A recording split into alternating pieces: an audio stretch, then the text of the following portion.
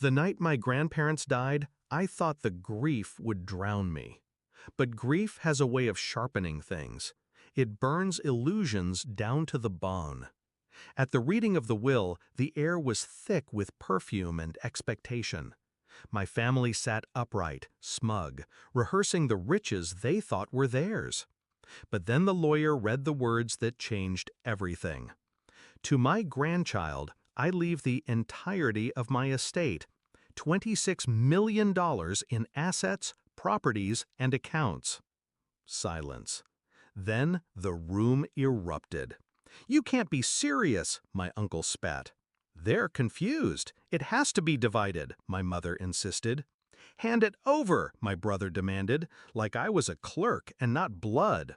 I didn't flinch. I simply said, "No." That one word cost me the roof over my head. That night, they kicked me out like a stray dog. But I didn't break. I moved into my grandparents' house, the house where every secret, every plan, every memory lived. And I swore I'd protect what they entrusted to me. I should have expected it, really. All my life, I was the background character in their play. My brother was the golden child. My mother adored him. My uncle invested in him. I was tolerated, occasionally dismissed, often ignored. My grandparents were the only ones who saw me. They taught me patience, discipline, how to listen more than I spoke, how to use silence as a weapon. It was fitting that in the end, they left everything to the one person the rest of the family underestimated. But the night they threw me out, I saw their true faces. Not just greed, hatred, as if my existence was an obstacle to their inheritance. That's when I stopped mourning. That's when I started planning. I didn't shout, I didn't threaten, I didn't beg. Instead, I made calls, quiet ones, to people my family didn't know I knew. The first was my grandparents' attorney, who assured me every document was ironclad. No loopholes, no challenge could stand. The second was the local sheriff, an old friend of my grandfather. He promised me something simple: protection.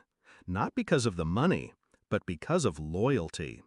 And the third call was to a private investigator, someone my grandparents once trusted when business got messy.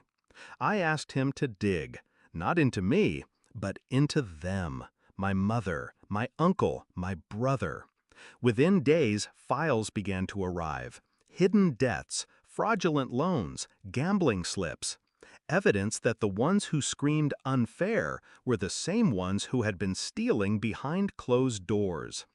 They wanted to evict me. They wanted to take what wasn't theirs. I was ready to let them try. The next morning, I heard the engines before I saw them. 3 cars pulling into the driveway like they owned the place. My mother in front, her heels clicking like gunfire against the pavement. My uncle beside her, waving a folder of bogus legal documents. My brother smirking, phone in hand, already recording what he thought would be my humiliation.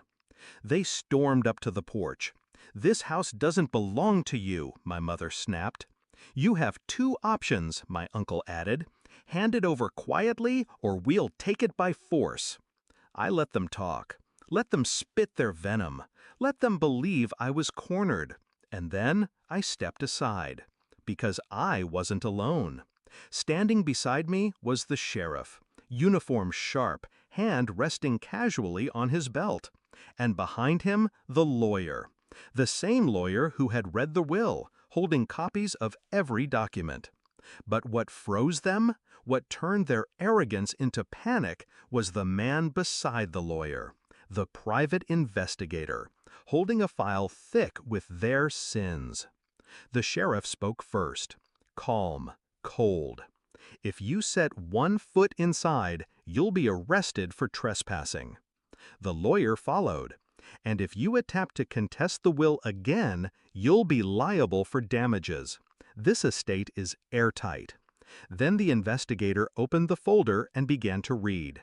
My uncle's gambling debts, my mother's embezzlement from a charity fund, My brothers forged applications for business loans.